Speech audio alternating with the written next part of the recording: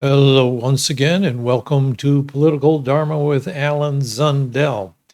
Well, those of you who watched my last episode know that I am shifting my main focus away from what it was previously on, which is alternative political parties, independent candidates, and former independent candidates, in the case of Robert F. Kennedy Jr. and Nicole Shanahan, shifting from those topics over to the political agenda that I've had in mind in even creating this channel. Mostly my interest in independent candidates and parties was finding the right platform to bring this agenda into the political arena. And the main thing that's changed recently is that I think both major political parties are in for major restructurings.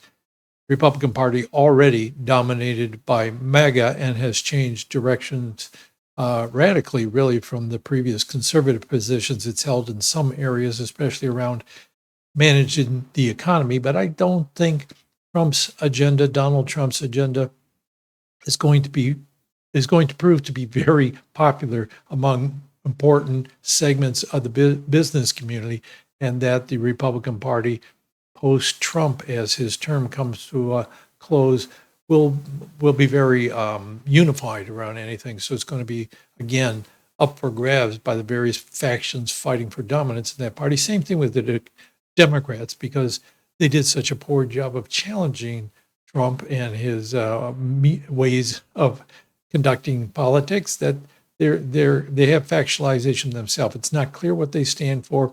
They have progressives pushing for one thing, other Democrats pushing for other things. So the field of politics seems much more open to me in terms of what kind of agendas might be able to poke through the cracks and get some attention. And that's why I'm a little less focused on independent and alternative political parties, although I am still myself trying to keep up with them and figure out what's going on with them. But let me say, first off, what this show is going to be about. I presented my agenda for A New America in my last episode, and it had 3 areas: economic, political, and cultural. And I asked for comments and got some interesting comments, and one of them was specifically about adding something to the agenda, which was animal rights. And there were 2 questions that were asked, one by the person who originally raised the question, another addressing me personally. So the one was about adding animal rights to the agenda, and I have actually done that. And the other one was about, do I eat meat, dead animals? And so I'll have something to say about each of those in this program, and I'll outline that in, right now, let's say, what questions are we going to handle with this? One is the question of rights. Animal rights presupposes some understanding of what rights are, and I will make a distinction between moral rights and political rights. Political rights are rights that are enforceable by the government, or in some way the government is preventing from interfering with them. Moral rights are a broader category having to do with the way we treat each other or other beings. And the questions that'll come out of that discussion are, first of all, do animals have moral rights? And if they do, as I think they do, should animals have political rights? So that's the first set of questions I want to address. And the second set of questions is related, and that is the difference between general moral principles and particular application of principles. So it's one thing to determine that we should treat each other or treat other beings in certain ways, but in specific circumstances, how is that best applied? What kind of circumstances are relevant to how you apply those moral principles? Or even if you do apply them, like, for example, there are higher principles that interfere with them in specific circumstances. And also, who should determine how those rules are applied?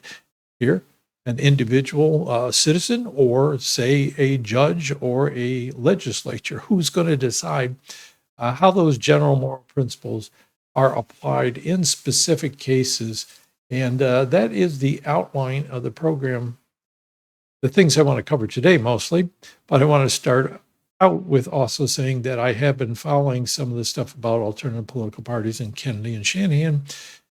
Alternative political parties, some things happening with them that I've learned of, but nothing so important that I wanted to spend a lot of time on the show about it, or even any time at this point. Also, some interesting things happening with changes in voting methods, which would affect the prospects of alternative political parties to win office or get a wider hearing. Some stuff going on, but nothing that I rose to the point where I thought I should really include it in this particular show in this week, unless something happens by the end of the week. With Kennedy, there's a lot going on there. I get news through the corporate media having one perspective on Kennedy and what he is doing in the Department of Health and Human Services. Then I get another perspective. I still get emails from an organization called the Kennedy Beacon, or maybe it's not the organization, maybe that's just the name of their email newsletter. In any event, it was a more Kennedy-friendly group, and they still give emails that give a different side of these controversies that arise around Kennedy and his actions in the general media. So I don't have the expertise in things like the science behind vaccinations or the inner workings of the Department of Health and Human Services or the backgrounds and temperament of particular political figures within the department who are either being hired or fired. I don't have the expertise in that. I don't really have the inclination to try to become an expert in those things, which I couldn't do fast enough to cover them in this show anyway. So my general feeling about all that is, if you want to follow it, good luck. I can't see either side as being entirely true or entirely false. Like there is clear-cut good guys and bad guys here. I do tend to give Kennedy more of a benefit of a doubt because I know the corporate media has it out for them. They have a particular narrative that I think they do believe, that reporters and editors believe is true, but I have a lot of skepticism toward it. On the other hand, Kennedy's a human being. He's not perfect. He could be wrong about things. He could have character flaws that prevent him from seeing things. We all have blind spots. So I don't know about that. Now, with Nicole Shanahan, she hasn't been doing too much politically that is newsworthy for me at this point, but she did have an interesting show that would appeal to one side of my interest, which is the more spiritual religious side, political dharma. Dharma has to do with, some spirituality.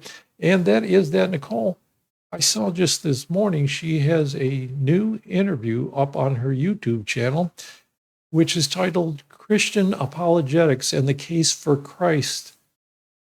I don't know what feet means. Case for Christ feet, F-E-A-T, with Wes Huff. Oh, featuring Wes Huff, who I've never heard of.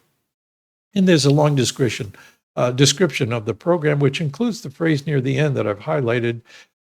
This person, Wes Huff, he has going around giving talks and presentations addressing the reliability of biblical manuscripts, theology, and cultural engagement. Now, that particular issue of addressing the reliability of biblical manuscripts is something that I've been covering in my own channel, which is Buddha Meets Jesus, and I have reasons for doing that are connected somewhat to politics. So I'm interested. I just put up an episode this week, like 2 days ago, I think, talking about whether the Gospels of the Christian scriptures, that is, the stories of the career of Jesus, can be regarded as reliable history. And I come to the conclusion, no, they can't. You have to do a lot of digging and interpretation to determine what really happened and led to these various stories being included in the Christian scriptures. So he probably has a different perspective than I do, so I want to watch that entire hour-long episode and give some response to it on my other channel, hoping to add that this weekend. So I may have things to say about this interview that Nicole gave just yesterday or sometime recently that she just posted yesterday. May have things to say about that. I think I will. And I also have a new video there if you want to check it out, if you're interested in the Christian Gospels and how they were written, by who and when, and all those kinds of things. The things I regard as important to know if you're going to have any perspective on Christian theology and cultural engagement, which I think is important for reasons that I will get into in just a moment. But first of all, I said I had a political agenda, and I want to review that quickly for you so that you can, those of you who did not see my previous program, will know, have an idea of what I'm talking about. So it has three parts. The first part, economic foundations, and this is the one I really care about, is in particular employee control of large businesses and a right to property with a responsibility of people contributing to a universal guaranteed income. Those two things I think are essential to the program that I would want to and have committed to: employee control of large businesses and a universal guaranteed income for all residents in the United States. So those are the economic foundations. I kind of revised it a little bit from last week to make it a little more short and sweet. Political foundations, electoral system, that's particularly important to me too. I don't think we either choose representatives that reflect the broad public. They seem to be very partisan and favored by both parties. The ones that win, the candidates that win, are usually winning because they're backed by a small fraction of the public. The system favors the major parties, and the major parties foster a system of selecting nominees that pick from particular factions within the party who are not broadly representative of the public. So that's important to me, that we have a system that elects representatives who reflect the broad public, and also we have fair election rules, because the rules we have now have double standards for alternative parties and independent candidates as opposed to major party candidates. And the third one, which is particularly relevant to today's show, is the cultural foundations. I think any political movement has behind it particular cultural values. I would say that the current political culture we has some problems, which I will get to in just a second. So the cultural foundations, originally I had these which I've shortened a bit: mutual respect, peaceful cooperation between people, and focusing on the personal and spiritual development of each human being. Then finally, I added this one in response to a viewer, which is respect for the sacredness of nature, and especially that of sentient living beings. They reminded me, number one, that I didn't address that at all, as well as environmental questions in general. And I do concede that was a big oversight. So I wanted to say something about that. Now, the cultural agenda, in part, has to do with the Christian background of American culture. And the reasons that our culture, especially our political system, seems to be having problems. We had a foundation on the idea of equal rights of people, that, as the Declaration put it, all men are created equal, and only later and grudgingly, I think, and not entirely, included women and non-white men in that equation.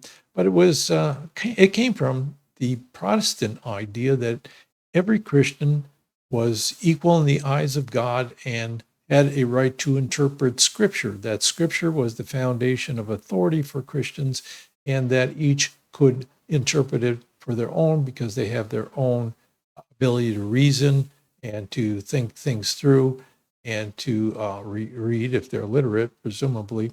Anyway, so this was the cultural foundation for how the United States justified its dedication to democracy, for one thing, a more democratic system. You have to believe that human beings are equal in some sense in order to allow ordinary citizens to have participation in the government. And since the American Revolution was about overcoming the previous form of government, which was that there was a hierarchy, a chain, that the king was selected by God or chosen by God, and that the peasants, most of the rest of us, had no say in things. So the king and the aristocracy were the ones that had the right to rule, and the rest of us didn't. You have to turn that around into a form of human equality before you can say that the people have the right to rule themselves. Otherwise, you end up with a hierarchical form of government. Now, that was part of the Protestant tradition. I think that it's to some degree also there in Catholicism and Orthodox Christianity, but it's also part of the Protestant tradition to distinguish between the saved and the unsaved. In other words, the saved and the damned. And here it's important because in our own culture, I think Christianity is bringing that principle, that particular parts of our Christian culture, particular people who adopt certain aspects of our Christian heritage, you might say, cultural heritage, have focused more on this distinction between the saved and the not saved. And the idea there is that only those who are saved, those who have been turned to Christ and recognize the sovereignty of Christ and the scriptures and God, are worthy of ruling. So there was very early on in the before the United States in the colonies this sense that Christians were the only ones that could have legitimately hold office, and that other folks should not, because it was only those who could rule in a godly way. We couldn't give that over to people who were not Christians because they had false ideas about God or morality or proper conduct or whatever it was. I think that's part of what's happening today, is the idea that some Christians have the insight into the truth based on a correct interpretation of the Bible, and it's influencing political decisions, not only in areas such as backing for Israel and its appropriation of all the land that it's established itself in as a colonizing power, but also the idea that you have to have enforcement, political enforcement of particular moral principles or gender roles in particular, right? Men and women have different areas that God intended for them, or people who do not have the heterosexual relations but have other types of relationships should be, the norm should be enforced, that Christian norm of one family, man, woman with different roles, and only heterosexual sex allowed. All that stuff is obviously having a big cultural impact. And I think behind that, there's this sense of hierarchical, and only some people have the correct interpretation of Scripture, that Scripture is the authority and it should be applied by those who really understand it and are in tune with God because they have accepted Jesus in particular religious understanding of it. And that's what I'm challenging on my other channel, because I do not think any of those propositions can be defended with any reasonable sense, even if you grant that maybe scriptures are divinely inspired in some way, or in that Jesus was the Messiah or even the incarnation of God. Even if you grant some of those things, you can't get to where they're going from the scripture and from the Christian tradition, I don't think.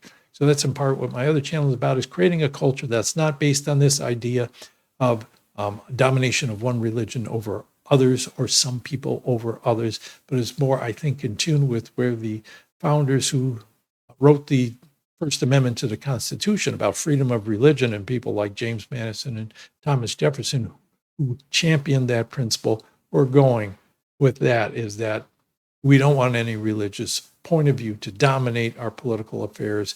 That's, more of a personal thing. It's a very difficult thing in practice to sort all that out, but that's where I'm going. You have to have some respect for other religious traditions and for the shortcomings and the misunderstandings of Christian tradition and the indefensible views that some Christians hold, in my view. So the cultural thing should also, it has to have a moral principle there for why there's a recognition that all human beings are deserving of equal regard and equal respect. And I phrase that as a sacredness of human beings. And what that means is not necessarily that you have to say there's some divine mandate for us to treat human beings one way or another. It's just the recognition by human beings that other human beings are kin to us, that we are of the same something, of the same essential essence or something like that. And so it is a moral principle of regard for human beings as creatures like ourselves that has to be defended in some way. And I think there are ways to do that. And I'm going to get into that a little bit and talking about whether this also applies to animals, right? And I think it's doubly important. And the second aspect of its importance is that I don't think you can really respect human rights if you're respect other human beings fully if you don't also respect nature and other sentient beings. I've used that word more than once. By sentient, I mean aware, capable of experiencing suffering and pain. And a second aspect that would be important is the self-awareness, that there's some sense that they realize their own existence and have a comprehension of that in some very basic or maybe more complex ways. Still, those are the issues I'm getting into. Sounds complicated. I want to give you a sense of where I'm at with all that. Let us start off with the first side of this, which is the question of moral versus political rights and trying to distinguish those in order to answer the questions of whether animals have moral rights and should they have political rights. Okay. So, what is the difference between moral rights and political rights? Well,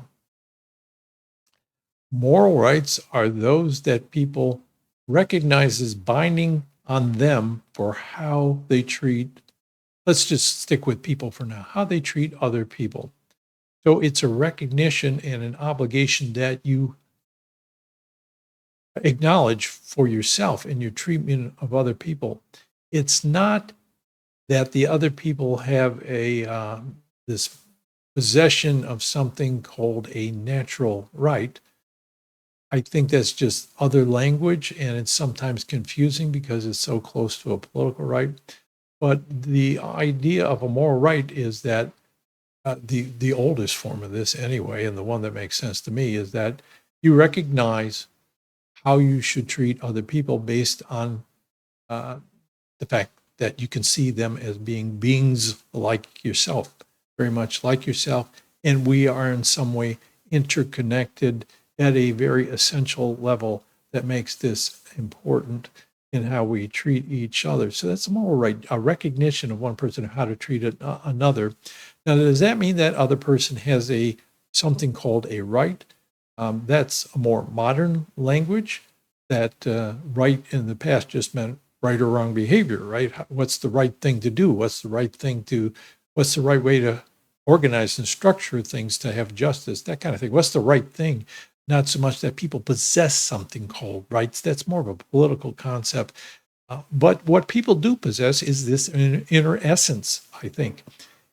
And morality has different sources, one of which is this human ability to recognize in other human beings some kind of essence. I call it sacredness of other beings. You can call it, foundation of human, what, I don't know what you call it, other words than sacred, essential value, moral worth, those kind of phrases, that your recognition of that. Not everybody has that. Some people do not feel that or sense that, and they only accept it maybe on a rational level, but not on a level where they feel it for themselves. So one foundation for that is that people have experienced that, and so they respect it out of their own experience, that other people, yes, are like me, and I sense there's something of moral value to them, and I have to treat them in correspondence with that. Another source of moral behavior is simply like a traditions, that as social beings we need each other, and we've always lived in communities, and so we create these traditions of how to get along and what our proper functions are and what the right way to treat people are. And this simply grows over time and it becomes very traditional morality. It's not so much people have to recognize other people as of essential moral worth as that just to get along, we all have to abide by these rules, right? So I'm not going to steal from you, so you won't steal with me, so we all get along and don't fight all the time. I'm not going to try to interfere with your marriage or, whatever the sexual norms are. Different societies, it's different, but you respect them or who's responsible for raising children, or who's responsible for making sure we have all the needs of life. So how we treat each other becomes a cultural thing, and the cultural thing can be challenged by reason, I think, based on the insight of moral worth, because some cultural traditions are just things that grew up over time and became our way of doing things, and so we think it's the right way to do it. But you can say, is it really the right way? If we look at it and examine it from a deeper perspective, is it so? So that's more of a cultural thing, and why I think culture is important. The final way is just that we make agreements between each other, and this is a modern idea of moral rights, and it's the natural right idea. It's an idea of natural rights. I should say that more clearly, and that is that human beings, you think of them as individuals living individualistic in individual lives as beings. This really comes out of like the 1500s or so, that they started thinking this way, that societies were not natural to people, but something they created by social compact or agreement, that in order to come together, make an agreement about how to live together, in order that we don't gang up on each other and kill each other or steal from each other, in order to make a social compact that we can live in close quarters, or relatively close quarters, and not not be in constant warfare. We make this social agreement, and we set up systems of governments to enforce it, and we set up laws to make it clear, which is, don't steal from each other, don't interfere with somebody's property, and don't kill other people, that kind of stuff. So it becomes a social agreement, and that's where the modern concept of natural rights it derives from the idea that there's no moral foundation to this, nothing metaphysical that is beyond the physical. It's simply that we've made an agreement, and now we should abide by it in order to make sure we keep the peace between each other. That shades over into political rights, and political rights are just those arrangements about how we're going to govern ourselves, and what's punishable, what's not punishable, what's right, what's wrong. So laws against stealing, laws against murder, laws against whatever it might be. Those are laws that say the government cannot interfere with you doing things. Those would be positive legal rights, like I have the positive right, freedom of association, freedom of speech, freedom of religion, and the negative rights that I have, that the state can enforce. Equal rights say that businesses have to treat people of different racial identity characteristics equally. You can't discriminate between people based on their appearance or their ethnicity or anything like that. That is government enforced equality, which is a different kind of right than government has to stay out of your way when you want to do what you want to. And those things can kind of conflict with each other. Political rights based largely on cultural traditions and continuing insights into what it means for us to recognize the moral worth of each other. Those keep propelling culture in new directions, or I would say, hopefully, a better direction, a more accurate, morally correct direction. And in politics, it takes some time for it to catch up with those insights. So we try to change laws to keep up with this. And political rights are very specific. And I think there's also a side to political rights which is not there in the whole idea of the social compact, and that is that for a system of government to function in which it gives equal rights, equal political rights to people, like the right to vote and choosing your representatives, you need certain features. You need people who have the ability to discuss things with each other, to gather information from other sources, to ask questions of governing authority. So they're just to make a democracy work, or a more democratic type of republic work, you have to have the freedom of speech, the freedom of press, the freedom of association. That kind of stuff is instrumental in maintaining a form of government created and responsible to the general public, rather than a more hierarchical form of government. All right, so trying to distinguish between moral rights, political rights, their foundations, and what they mean. Questions. Do animals have moral rights? And should they have political rights? And I would say in the first case, yes. For myself, we don't have much of a cultural tradition yet of respecting animals. But if I look at it from the standpoint of how I feel about other beings and what I sense about them, I would say there is definitely a moral worth to all living beings, even plants and vegetables, maybe even microbes. And I don't know, are viruses independent living beings, or they're always pairs? I don't know. But yeah, living beings on a scale of their sentience, that is, their sense of pain. This is my perception, or what we learn about them through science.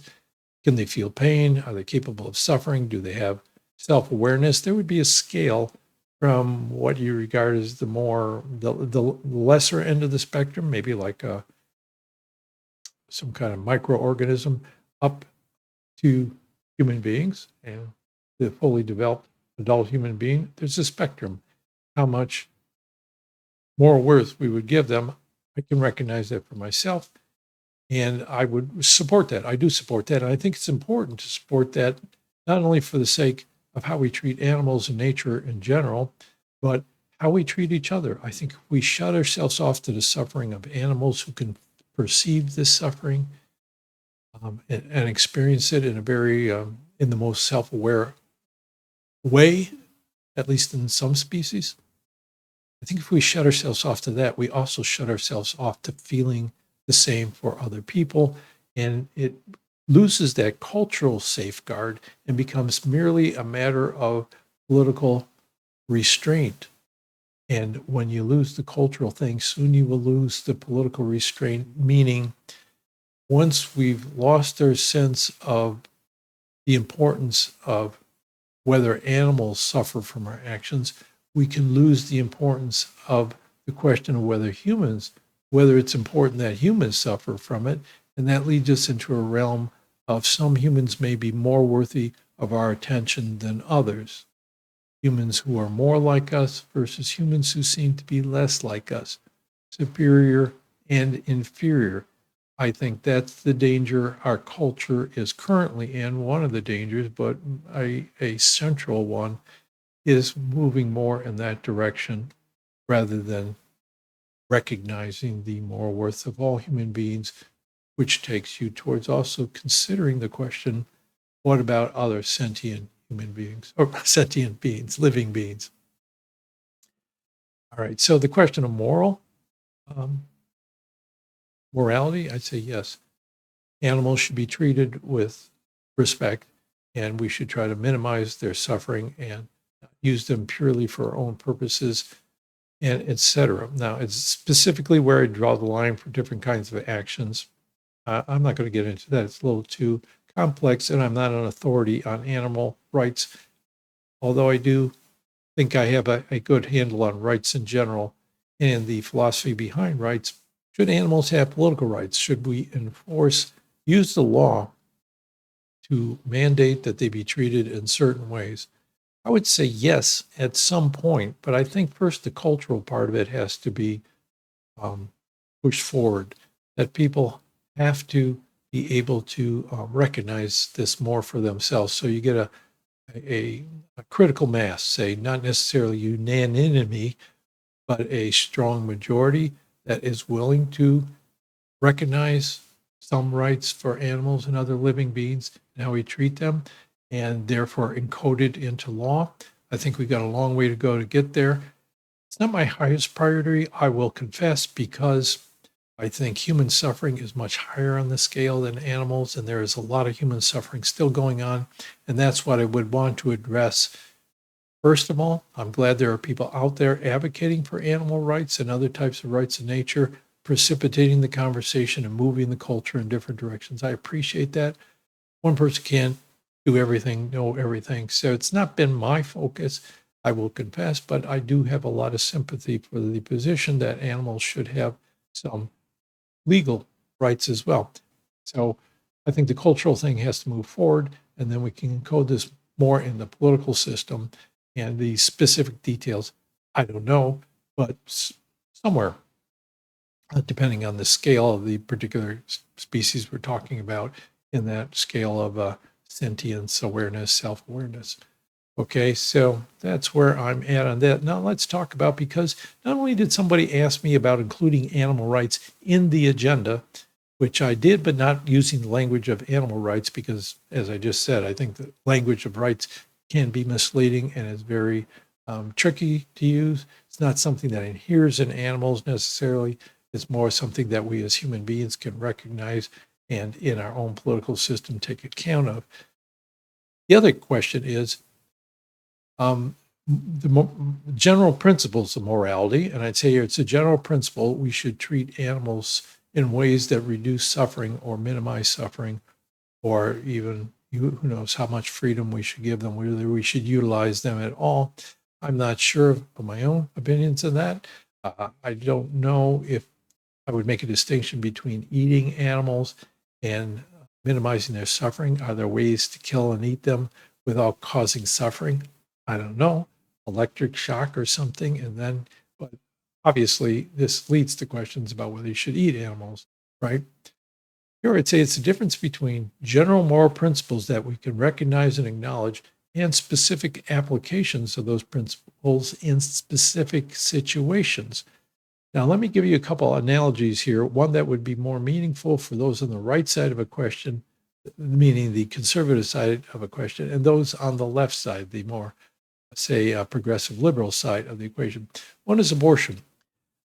I could acknowledge that as a general moral principle, abortion is wrong, that the deliberate destruction of human life at any stage of development is something wrong, is something that's morally wrong. I could acknowledge that. Not everybody does, and their arguments are important to consider and answer.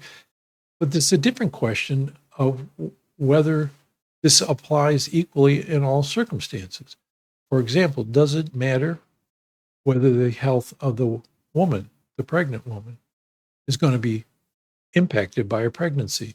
Does it matter whether that developing human being, no matter where it's along in the spectrum of development in the stages of pregnancy, is it important its survivability?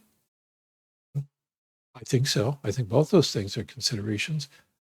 Does it matter that we don't have sufficient social support for pregnant women or children in our society, and that therefore women have to make decisions that balance things like caring for their own children, or taking care of their own life and mental health, and destroying a pregnancy that was not intended?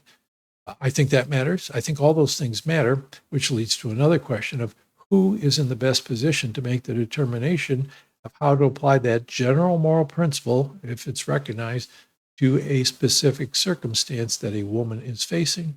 Here, I think only the woman is in a position to do that, not a legislature, not a judge, not somebody outside the situation, but it'd have to be that women taking account of all the factors that she's aware of and her best ability to determine it.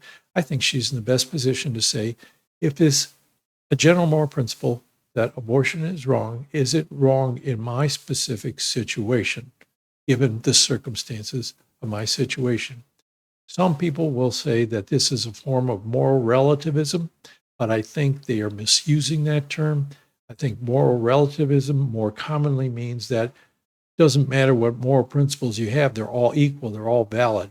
That's not what this is. This is taking a moral principle that you may think is valid for everybody and asking whether it is wrong or how wrong in a specific circumstance, because there are moral principles on other areas that also impact that decision. There's other moral principles that impact the decision, not just whether you're destroying a developing human life, but a host of other considerations that you have to apply. So the woman is in the best position. I'd also add that I think doctors and medical boards, medical associations are in the best position to determine whether or not they want to participate in an abortion. But I don't want to get too deep in that whole subject because it's going to open up another can of worms that to address, right? So abortion, that question. On the other side, I could also say I agree with a lot of people on the so-called left that climate change is a very existential issue, that the human race, our very existence and future depends upon getting control of climate change. So I acknowledge it's real and I acknowledge it's important. And I think government should have a role in this to some degree. But it's also a question of what do I do in my personal life about this? If I think it's an extremely important moral principle to reduce carbon output, what am I doing in my own life for that? And here you have all kind of questions as well about how do you apply that general principle to specific circumstances, like not just like convenience, how convenient is it, but how much time and energy you'd have to do to completely reduce it or to reduce it to a real minimal level versus how you could use that time and energy to say organize other people to ask for political change or to change other people's minds or to make people convinced that it's a real thing. All that stuff, you can't do everything, as I said. So I've wrestled with this question, like I haven't wrestled with pregnancy because I've never been pregnant. And the only person I've ever gotten pregnant has been my wife, and we had both children. Digression. I don't want to get too much into my personal life because that implicates my family and our decisions. But in my own carbon consumption, it's like, can somebody afford to buy a car that's completely electric and doesn't use any gas?